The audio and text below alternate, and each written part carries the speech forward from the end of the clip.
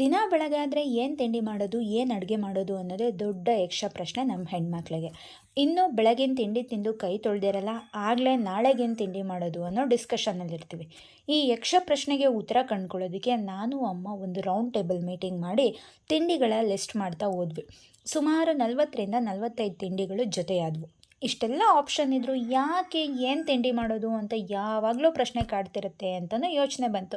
ಆ 45 ಆಪ್ಷನ್ಸ್ಗಳನ್ನು ಮತ್ತೆ ಒಂದು ತಿಂಗಳಿಗೆ ನಮಗೆ ಅನುಕೂಲ ಆಗೋ ಹಾಗೆ 30 ತಿಂಡಿಗಳನ್ನು ಶಾರ್ಟ್ ಲಿಸ್ಟ್ ಮಾಡಿದ್ಮೇಲೆ ನಮ್ಮ ಈ ಸಾಹಸದ ಬಗ್ಗೆ ನಮಗೆ ಹೆಮ್ಮೆ ಅನಿಸಿ ಮಧ್ಯಾಹ್ನ ಮತ್ತು ರಾತ್ರಿಗೂ ಒಂದು ವೀಕ್ಲಿ ಪ್ಲ್ಯಾನ್ ಮಾಡಿಬಿಡೋಣ ಅಂತ ಅವೆರಡಕ್ಕೂ ಒಂದು ರಫ್ ಸ್ಕೆಚ್ ಹಾಕಿ ಸಮಾಧಾನ ಮಾಡ್ಕೊಳ್ಳೋ ಅಷ್ಟರಲ್ಲೇ ಸರಿ, ಹಾಗಿದ್ರೆ ಇದಿಷ್ಟರಲ್ಲಿ ನಾಳೆ ಏನು ತಿಂಡಿ ಮಾಡೋದು ಅನ್ನೋ ಮತ್ತೊಂದು ಪ್ರಶ್ನೆ ಬಂದು ಕೊನೆಗೆ ಅದು ಮಾಡೋಣ ಇದು ಮಾಡೋಣ, ಅದು ಮಾಡೋಕ್ಕೆ ಇದಿಲ್ಲ, ಇದು ಮಾಡೋಕ್ಕೆ ಅದಿಲ್ಲ ಅಂತ ಆಗಿ ನಿನ್ನ ಐಡಿಯಾ ಯಾವುದು ವರ್ಕ್ ಆಗಲ್ಲ, ನಾನು ದೋಸೆಗೆ ನೆನೆ ಹಾಕ್ತೀನಿ ಅಂತ ಅಮ್ಮ ಎದ್ದು ಹೋದರು. ಈ ಪ್ಲ್ಯಾನ್ಗೆ ನಾನು ತೋರಿಸಿರೋ ಡೆಡಿಕೇಶನು ಕ್ರಿಯೇಟಿವಿಟಿನ ನನ್ನ ಲೈಫಲ್ಲಿ ತೋರಿಸ್ಬಿಟ್ಟಿದ್ರೆ ನನ್ನ ಜೀವನದಲ್ಲಿ ಇನ್ನೊಂದಷ್ಟು ಬೇಗ ಉದ್ಧಾರ ಆಗ್ತೀನಿ ಅಂತ ರಿಯಲೈಸ್ ಆಗಿ ಉದ್ಧಾರ ಆಗೋಕ್ಕೆ ಏನೇನು ಮಾಡ್ಬೋದು ಅಂತ ತಿಳ್ಕೊಳ್ಳೋಕ್ಕೆ ಮೊಬೈಲಲ್ಲಿ ಸ್ಟಡಿ ಮಾಡೋಕ್ಕೆ ಹೋದೆ ನಾನು.